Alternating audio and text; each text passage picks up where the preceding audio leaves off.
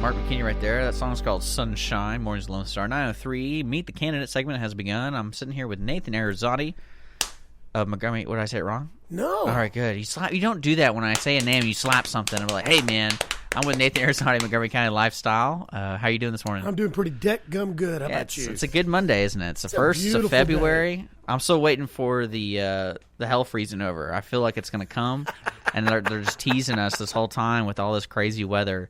You wake up this morning, and it's like the low 70s almost, or high 60s, and hell's going to freeze over. What is the forecast? The forecast? I'll get to it. You want me to get to it? Okay. I'm just curious. It's supposed to get cold today, hot today? I'm pretty sure it's going to get hot today.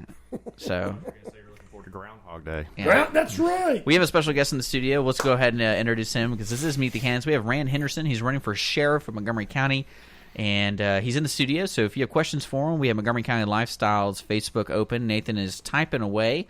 I don't see what he sees on the laptop. I always kind of think that it's not even on. And he's just pretending to look busy, and so he can use that as an excuse for many situations. I'm typing to Dear Abby. I'm getting advice. Dear Abby? Dear Abby. That's great. We should do that. I wish we could do Dear Abby on the radio. We could have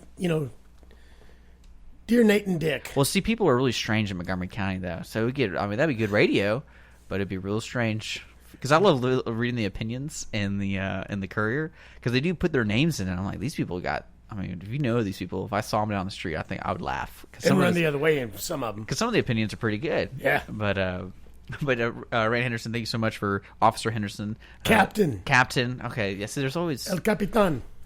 Thank you for coming into the studio. Thank you. I appreciate the opportunity. You doing okay? Did you have a good weekend? Yeah, I had a good weekend. Busy weekend. Campaign trail stuff, Who organizes all that stuff for you? I always wonder that. The most amazing volunteer team known to campaign history. Because, you don't sit down and go, I want to go there, I want to go there, I want to go there. Someone comes up to me and is like, it'd be best if you went here, but you could go here. Most of the time it's people saying, we want you here, and then my team puts it all together, and that's where we go, and we try to get the best visibility, and they're usually there with me, just like the block walk we had Saturday.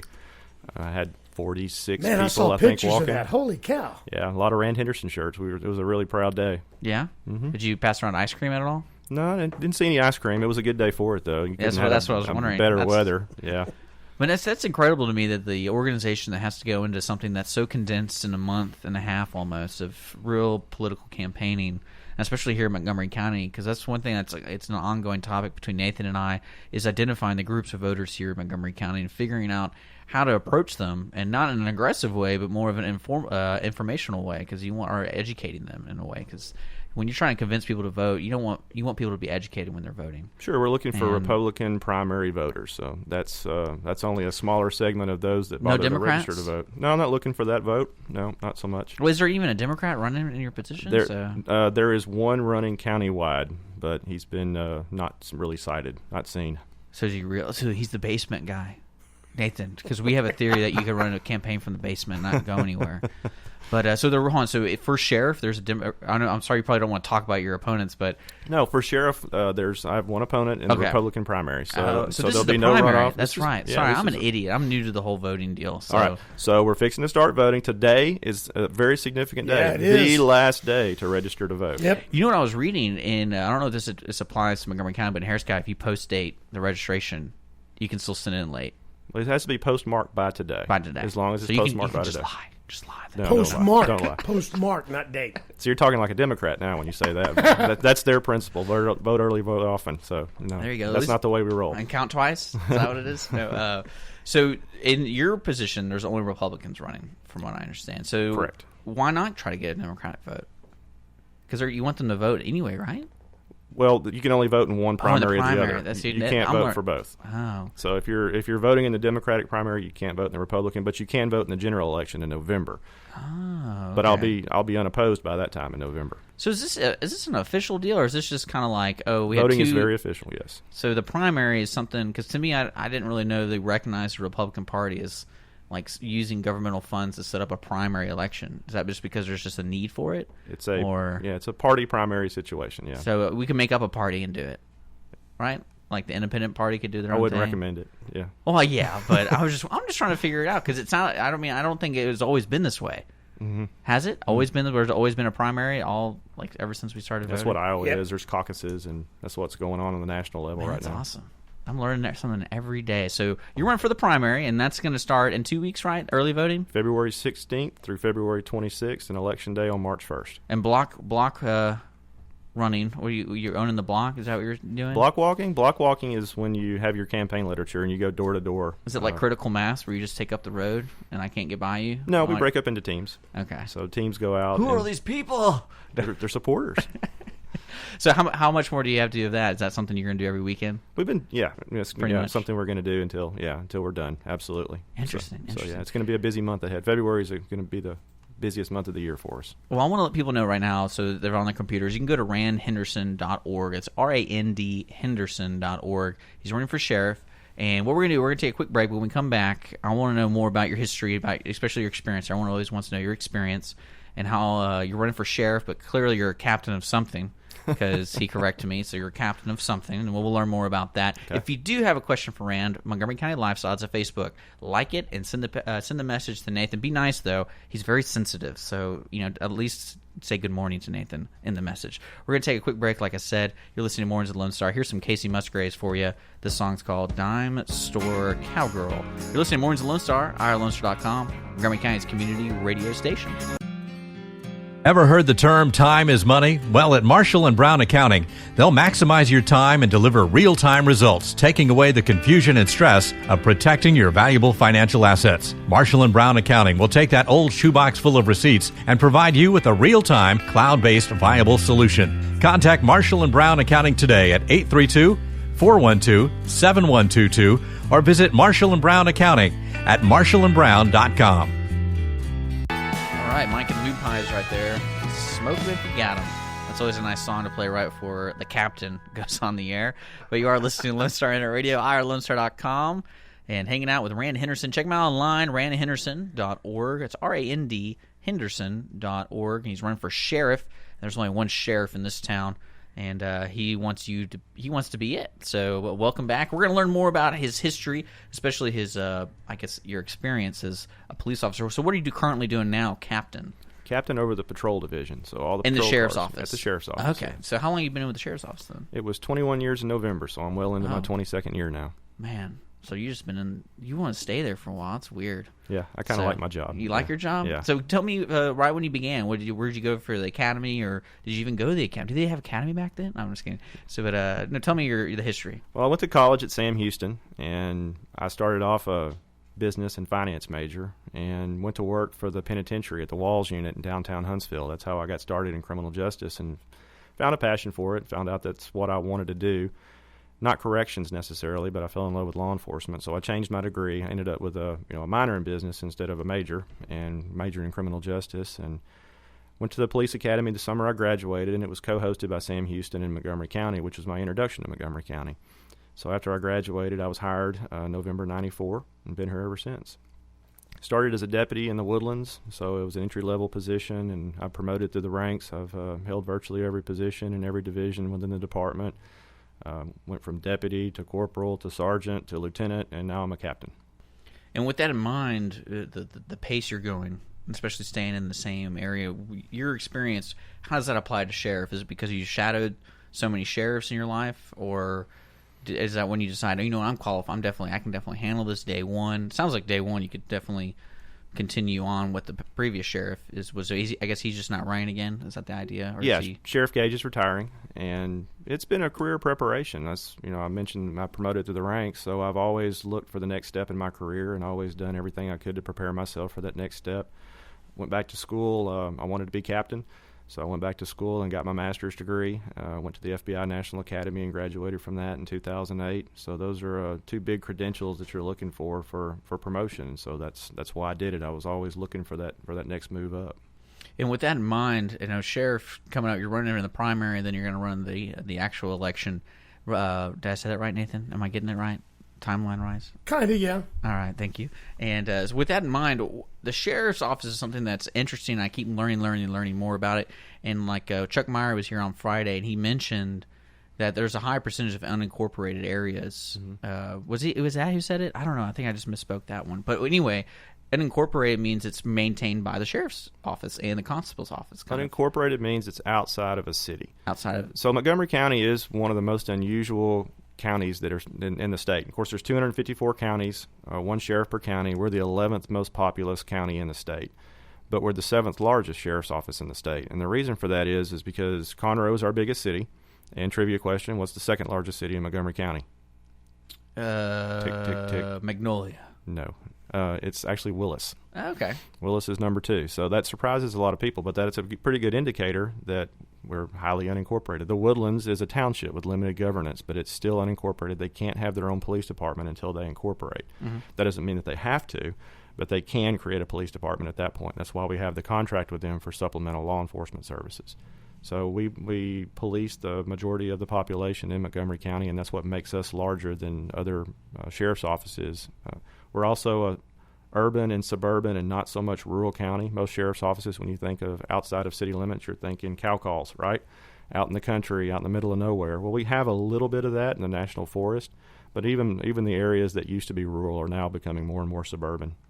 And with that too, if you don't mind, the mandate is something I've learned. And what are you mandated by law, I guess, to do for the county? What are you supposed to be doing? The sheriff maintains the jail. And, okay. And the jail is different from prison. I mentioned I worked at the Walls Unit, which is a state prison. Those are all convicted felons.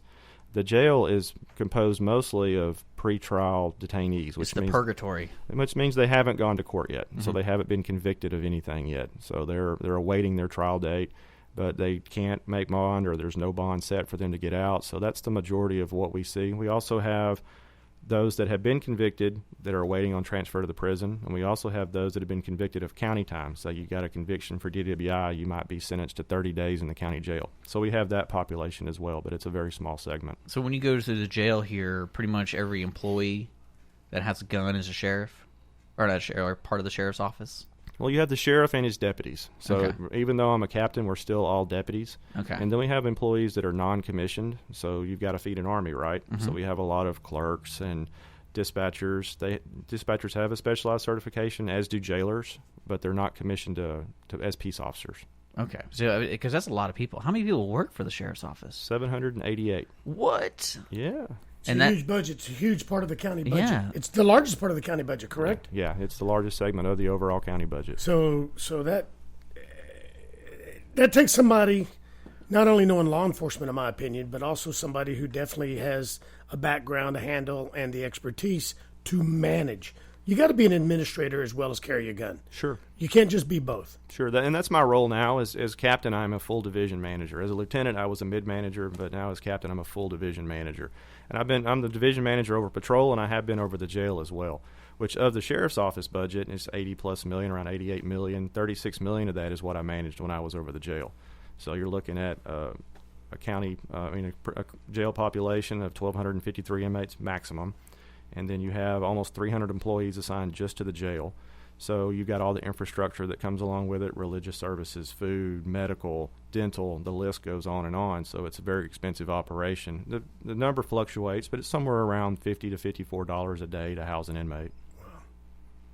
That's pretty incredible. And it's funny the impact the sheriff's office has, and I never even realized that. So there's a lot of pressure on people now that they know that when they go vote. No, it's an extremely important office. Yeah, I mean, is that something? It's a constitutional office. Is that something that you feel like is one of the reasons, A, why you want to run for sheriff, because you believe you have the qualifications? And is that something you think is one of your strongest qualifications? Yeah, my experience is definitely one of the strongest qualifications. I've been here in the community. I understand the community. I've lived here. My wife graduated from Conroe High School, so I'm a Texas boy. Although I'm not from Montgomery County, I am a Texas boy, but I've been here. I went to Sam Houston, then I've been in Conroe ever since. So. Love the community. I understand it. I live here. I worship here with all the rest of you, and I know what's important, and that's why I'm doing this, is for the community that I love. And community policing is a passion of mine, and so I want to expand upon that and have the best community policing department in the state. That's a hot button. Have you heard some of the different people mention that, community policing? Some of the different constables and stuff like that? I always Why is figured that that such was a hot button? I figured that was just the normal thing to do, to be a community involved in the community, but I guess it's more than that. A lot of people use it as a buzzword. You'll hear a lot of police chiefs across the nation say, yeah, we do community policing, and you ask them what that is, and they say we do bike patrol. That's not what community policing is. You're trying to turn people into snitches.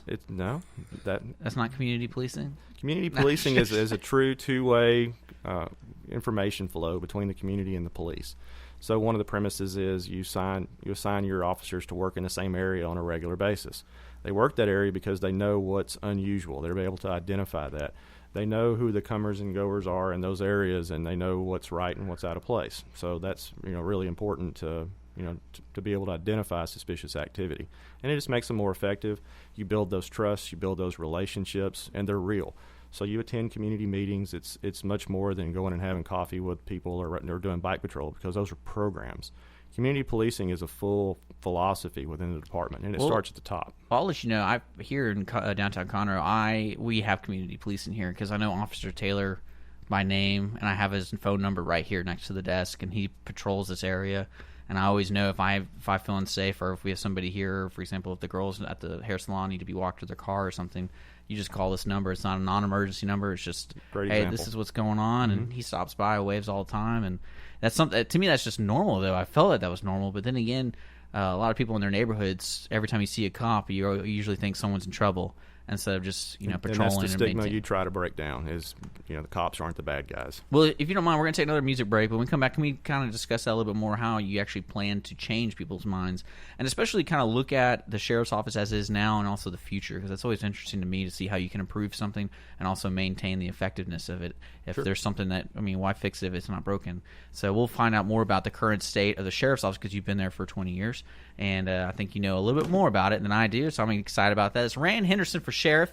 That's randhenderson.org. I'm sitting with Nathan Arizani of Montgomery County Lifestyle. If you got a question for Captain Henderson, you can go on Montgomery County Lifestyle Facebook, like it, and then send in your message to Nathan. We're going to take another music break here on Mornings of the Lone Star, irlonestar.com. Here's some Madison Livingston right here, Driving Through the Rain. We'll be back. Hi, this is Catering Cody with All-Star Catering Company. We've been catering for Montgomery County since 2005. We are now offering take-home casseroles available for you to pick up Monday through Friday. To learn more, give us a call at 936-228-0440. Send an email to info@cateringbyallstar.com or check us out on Facebook at Catering by All-Star. So come on in and get your dinner tonight and feed your family the simple way with All-Star Catering. With just a little while, 9:34 here on irlonestar.com. I don't know if anyone read the newspaper, the Courier, but we have a special announcement. We've been kind of not really promoting that too much until we get more information, but we are going FM. A lot of people who are asking, what's that mean? What does that mean is basically we're going to be simulcasting Lone Star Internet Radio. We're going to be merging into Lone Star Community Radio, and you can hear us hopefully in the March-April time on 106.1, 104.5. here in the Conroe area. So I'm just going to keep telling that to people to see if they start paying attention. So definitely stole Rand Henderson's thunder right there, because people want to hear him, but you got to piggyback sometimes. That's right. And he's running for sheriff though. randhenderson.org for more information and see all the cool stuff he's being endorsed by, what he believes, and all that kind of cool stuff. We're learning more about the sheriff's office here this morning. I'm sitting here with Nathan Arizani, my co-host of Montgomery County Lifestyle. And again, you can ask questions to either of us, all three of us, on his Facebook. That's Montgomery County Lifestyle on Facebook. Just send in a question. Right now, we kind of tease a little bit about, with his experience, with Captain Rand's experience going for sheriff, really what the sheriff office does here in Montgomery County is a lot. And what I want to know is, what is it doing really well right now, and what needs to be improved if there does need to be improved, because some things don't need to be improved. And with that, we'll take it off from there. Is that okay? Sure. And so what right now is the sheriff's office doing really well? I think the Woodlands is a shining example of good community cooperation with the Woodlands Township. So we've got a contract there for community policing services, and I think we've done a phenomenal job of that. And we do community policing in the other districts as well, but I think we can do it better. And the way we're going to be able to do that is our leadership team at the sheriff's office has new technology that we brought in, not just for the sheriff's office, but the whole county. So that's going to be our records management, our dispatch center, our dispatch software, our report writing software, and most importantly, the analytics that go behind that. So that I get to be the benefactor of Sheriff Gage's vision in bringing this product in, and we'll be able to analyze data across jurisdictional lines. City of Conroe has the same software program. So we'll be able to use their data with our data and have more effective data. So what does that mean? Our efficiency and effectiveness is going to go way up. Example I use a lot of the time. You drive around on a regular basis. You see traffic offenders. You see somebody that might cut you off, make you mad, run a stop sign, something. But how many robbers do you see? How many people committing rape do you see? Well, if a patrolman is driving around with no data, without knowing what to look for, he's going to see exactly what you see. But we give him the data to know what to look for, the time of day, what a suspect might look like in a crime that just occurred, or a pattern that's been developed, so we might be able to predict where the next crime is going to occur. Then that makes us more efficient and effective. And we're going to do that through the crime analysis programs, using this big data set that includes the constables, that includes the PDs in the county, and go across jurisdictional lines. Because let's face it, the only people that recognize jurisdictional lines are cops. The criminals don't. So this is going to make us more effective than we've ever done before. And I have to thank Sheriff Gage for sticking to his guns, because this isn't the product that the county wanted him to get, but he went with what he thought would be best for law enforcement as a whole. So, like I said, I get to be the benefactor of that. Well, it's always one thing, too. Technology is always advancing pretty dang fast. Mm-hmm. And when everyone always makes a joke with government agencies that are about 10 years behind, they're probably still running on Windows XP and all that kind of stuff. But a lot of people don't realize transitioning technology is a huge burden. Yes. And especially if you don't have the right people in charge to implement it and teach and educate everybody, it's going to bog some people down. I know it frustrates some people. I know when I was working in the IT field, it's always funny to you think it's just normal, but when you're helping somebody, they think you're a whiz kid, because it's like, I can't believe you knew how to do that. Mm-hmm. But with the transition with the sheriff's office technology, that's pretty incredible, because I know now you can actually search license plate and get something almost instantly. Mm-hmm. And especially when you're in doing just a normal pullover, it might be something more than just that.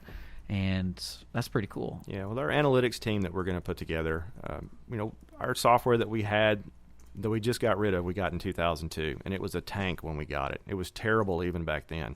So we've had to endure using that software for a long time now, and it's been a long process because we didn't want to make the same mistake. It took our leadership team about 3 years to get this and get it rolled out, and that just happened at the 1st of December. So we're still in the learning curve process, but one quick example would be we were writing our offense reports in Adobe Acrobat. I mean, an agency of this size was having to do that, and then you had a lot of scanning and different just inefficiencies that were involved. Now it goes directly into the system. It's all categorized. We capture data. There's over 1,000 built-in reports into the software. So once we get the good, clean data in, we're going to get good, clean data out with really effective reports. That's how they can print out your ticket from what looks like a credit card processing deal. And yeah, it's we're here's headed your to that. ticket. Yeah, that's e-ticketing. We're headed to that too, and that's going to integrate fully. And there's a lot of technology that we're going to hang off of it as well. So it's going to be great for us. Now, what do you see in the future in the sheriff's office? Because, like we said, you have a huge undertaking with the patrolling the county and also being in the sheriffs and the jails. What do you see you want to see improvement in? It's going to be, as far as patrol goes, we're looking for the full philosophical shift.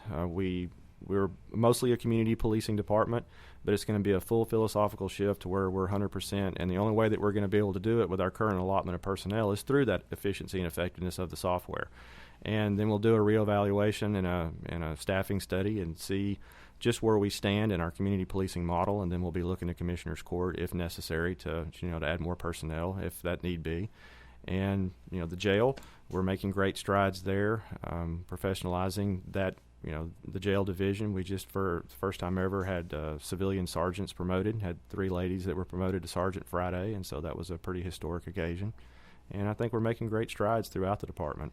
Because I imagine with the sheriff position, not only, hiring and firing, but hiring good people and people that will excel at a job, there's a point where you have to look at results. And as a sheriff, what kind of results are you looking for? Like just statistics, or what are some words you can tell me that, like, oh, crime rate is down. That's good, but is there any other things going on that, how can we make sure you're doing your job? And that's a tenet of community policing, will be community satisfaction. So our feedback from the community is paramount into judging our success, just how well we're doing.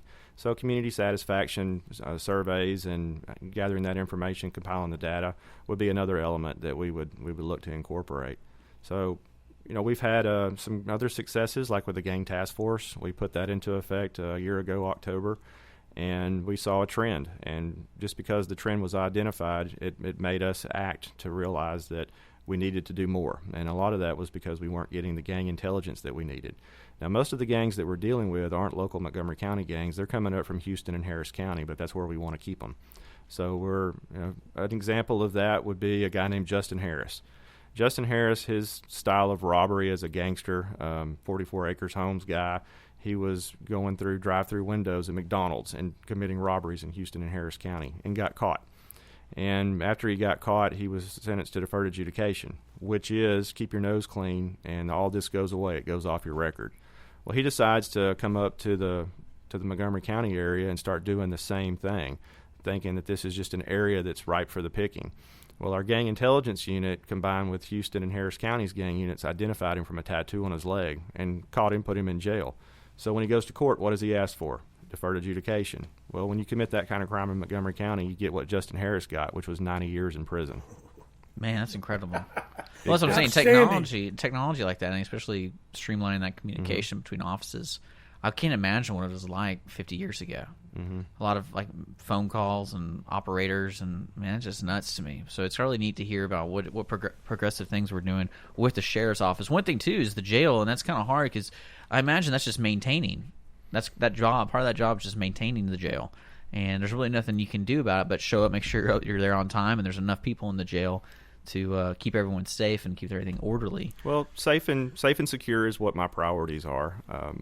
There's been some talk about building a new jail, and I don't think that we're at the point where we need a new jail. I think there's some inefficiencies there as well that can be addressed, and there's just about every judicial candidate, and you probably interviewed quite a few already, is making the the campaign stump speech that they're going to increase efficiency in their courts to help clear the backlog of jail cases. You probably heard that before. And I think some of that message is definitely getting out. Our jail population is down from where it was. When I was jail captain in 2013, we were way up there. We were looking at 1,300, almost 1,400 inmates. So we had more inmates than we had beds back then. So that was a problem, and we had to contract out with other counties to house our prisoners. Now our jail count from last night was 984. So we're coming way down, and it's probably because the courts have had increased effectiveness here lately. Man, so there's a lot going on. Too much for me. I'm impressed. You got to remember, the jail's like a city. I mean, it's I describe my position as jail captain as being a city manager for the worst city population you can possibly imagine. So you got to look at all the infrastructure that comes along with it and all the regulation you have from the state. We're highly regulated from the Texas Jail Commission. Oh, so we're going to take a quick music break. We're sitting with Rand Henderson. He's running for sheriff in the upcoming election. RANDHenderson.org to learn more about it. When we come back, I'm going to give him some time. Basically, this is your soapbox period, and you get to just kind of convince everybody to vote for you, if that's all right. Sounds good to me. I'm sitting with Nathan Arizotti of Montgomery County Lifestyle. You are listening to Mornings of Lone Star here at irlonestar.com. Here's some Kyle Park for you. This song's called What Goes Around Comes Around. Maybe that's the theme of the jail, but we don't know. You're listening to Lone Star Radio here at irlonestar.com.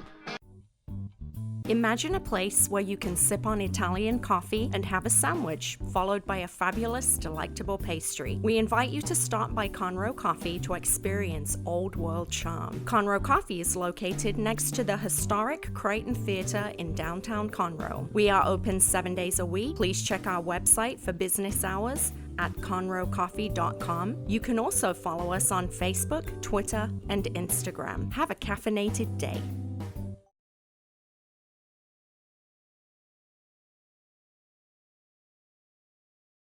Hey, Cindy. Cindy Cochran's coming up. Yeah, I did. Nice. I try to segue that in. Cindy Cochran show's coming up next here at 10 o'clock, so stick around. It's going to be a lot of fun. But right now, we're going to give some time to Rand Henderson, who's running for sheriff, closing out Mornings of Lone Star right now. And if you don't mind, Captain Henderson, do your little deal right now. Sell me. I want to know why I need to vote for you. Well, Nathan was asking me before, how did you get into this? That's what he wanted me to talk about. How did you get into it? And most importantly, WHY. What nightmare did you have that says, I'm going to wake up and I'm going to turn my life upside down, my family's life upside down? What was it, dude? June 23rd, Sheriff Gage calls me in his office. And it's a Monday morning. I don't know what's going on. I think I may be in trouble. Don't know what I did. And he comes in and says, if you're up to the challenge, if you're up to the task, he's pointing his finger at me, I want you to be my sheriff. And so that was huge. That meant a lot to me because I have such tremendous respect for the man. He's mentored me over the last 3 terms, and so I don't want to let him down. So I started running then, June of 14. So before this campaign is over, it'll be 20 months that it's all over. And I just got to thank my family. I mean, because they've stood with me. I was told when I first got into this, you've already got a full-time job. You've got a second full-time job with your family. And then you add a campaign on top of it. That's your third full-time job. So something's got to give. And obviously, the families had to give a lot. And they've made a lot of sacrifices, and they've stood with us all along. But I'm doing it for our family. I'm doing it for the community that I love. And I'm doing it for my second family, which is the department. I've got a tremendous amount of support there. I'm endorsed by Montgomery County Law Enforcement and won the vote of the members 146-17. So that alone speaks volumes. Of course, endorsed and supported by Sheriff Gage, Conroe Fire, the Woodlands Fire Department, and the list goes on for there. I know you had Constable Hayden on the other day, and he's also an endorser of the campaign.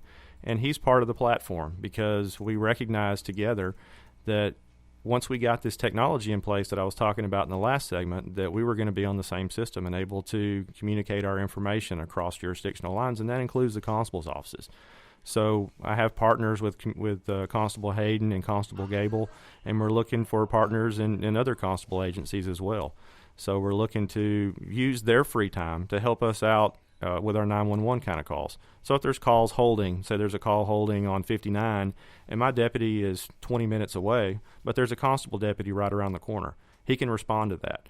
So he can take care of the problem. If it turns out to be something that's outside of his scope, say it's a homicide where we need specialized units, we've got those resources. We'll bring them in. But it allows us to all work together. We're all getting taxpayer money as part of our paycheck. It's all part of our mission and part of our scope. So we call it the force multiplier. So together, the sheriff and the constables, and even bringing the PDs into the fold, especially Conroe PD, we can put our sticks together and swing a bigger stick. So it's going to be great. It's going to be a new day. It's something that we're looking for, and it all goes back to the foundation that we've built at the sheriff's office, the strong foundation built by Sheriff Gage, and it's a foundation that I want to continue to build on, and it's just going to make us better. It's going to make the community safer. The Woodlands had one of its most successful years ever this year. People regularly go down there. You go down there during the holiday shopping season, you know the insanity of that place. You can't even find a parking spot. But there was virtually no crime reported. And those that were stupid enough to commit the crimes in and around the areas, we caught them. We set up great perimeters. We used outside agencies in conjunction with ours on the same radio system to set up these perimeters and communicate with one another. A strong armed robbery that was committed at Walmart. Caught that guy in no time flat. So we're really proud of the accomplishments we had during the Christmas season. RandHenderson.org. He's looking for your vote for sheriff coming up. Thank you so much for coming in. And if you just got the tail end of this, we're going to be podcasting this on Mornings of Lone Star on SoundCloud and, of course, YouTube and IRLoneStar.com. Nathan, it's good to see you again. You too, sir. Montgomery County Lifestyle on Facebook. Who do we got tomorrow? Tomorrow would be City Councilman and business leader Duke Kuhn. All right, cool. Named after the Duke himself. All right. Say that again, Rand. Good guy. I love Duke.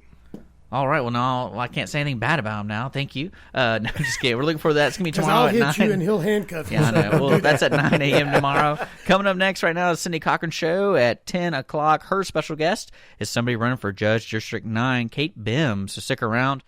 We're going to take a quick break here on Mornings with Lone Star. Thank you for checking out a podcast on Lone Star Internet Radio. Lone Star Internet Radio is Montgomery County's community radio station, broadcasting from the heart of Conroe, Texas. If you are interested in sponsoring a program for Lone Star Internet Radio, just visit us online at irlonestar.com. or message us on Facebook. We are always taking song requests on Twitter, and if you are interested in getting involved with the station by either hosting your own show or if you want to be a DJ, just contact Dick at irlonestar.com. Lone Star Internet Radio, Montgomery County's community radio station.